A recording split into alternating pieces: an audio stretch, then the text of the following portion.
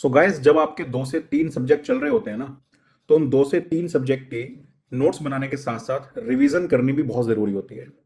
अब जब रिवीजन करने पर आते हैं तो सवाल ये होता है कि रिवीजन कैसे करें। तो डेली बेसिस पे आपको रीडिंग रिवीजन करनी है, मतलब नोट्स रीड करने हैं। कैसे रीड करने हैं? पेज को पढ़ो, कॉन्सेप्ट को समझो और आगे बढ़ो। पढ़ो, समझो, आगे बढ़ो। Read, understand and move forward. इसे बोलते हैं रीडिंग रिवीजन करना। तो डेली बेसिस पे आपको रीडिंग रिवीजन करनी होती है। और कोशिश ये करनी है कि जब भी हम रिवाइज करें तो फर्स्ट लेक्चर से रिवाइज करें। अगर फर्स्ट लेक्चर से करंट लेक्चर तक एक दिन में आप आधे घंटे में रिवाइज नहीं कर पा रहे, तो आधे घंटे में जितना हो पा रहे उतना कर लो और बाकी का नेक्स्ट डे कर लो।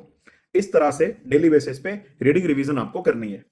अब इसके साथ साथ क्या करना है, वीक में एक दिन मिनिमम या 2 दिन आपको 2-2 घंटे रिटर्न रिवीजन के लिए भी निकालने हैं। रिटर्न रिवीजन जिसमें कि derivations, definitions, formulas, important assumptions, diagrams, graphs, तो ये सब कुछ लिखकर या बनाकर देख सकते हो, क्योंकि लिखने से चीजें जल्दी याद होती है, इफेक्टिवली याद होती है। तो वीक में एक दिन 2 से 3 घंटे या 2 दिन 2-2 घंटे देकर आप रिटर्न रिवीजन भी उस सब्जेक्ट की कर सकते हो। तो इस तरह से पूरे वीकली बेसिस पे अगर मैं बात करूं तो डेली बेसिस पे हो गई रीडिंग रिवीजन और हफ्ते में 1 या 2 दिन हो गई रिटर्न रिवीजन। इस तरह से आपको रिवीजन आगे करनी चाहिए। और जब तक आपके जो सब्जेक्ट्स है वो कंप्लीट नहीं हो जाते, तब तक आप रिवीजन का दामन पकड़ के रखोगे। और जैसे ही कोई सब्जेक्ट आपका कंप्लीट हो जाता है तो वो बन जाता है कंप्लीटेड सब्जेक्ट।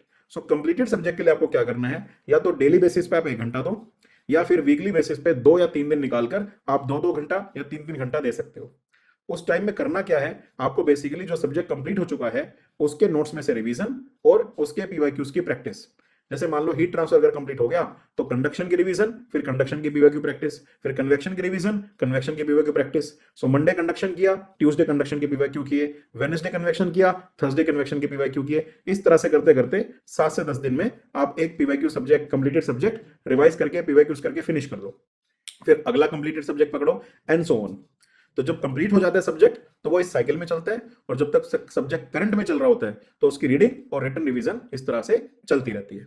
तो ये है स्ट्रेटेजी इफेक्टिव रिवीजन की। इसे आप फॉलो करो और इसी तरह गाइडेंस में प्रिपरेशन करते रहो।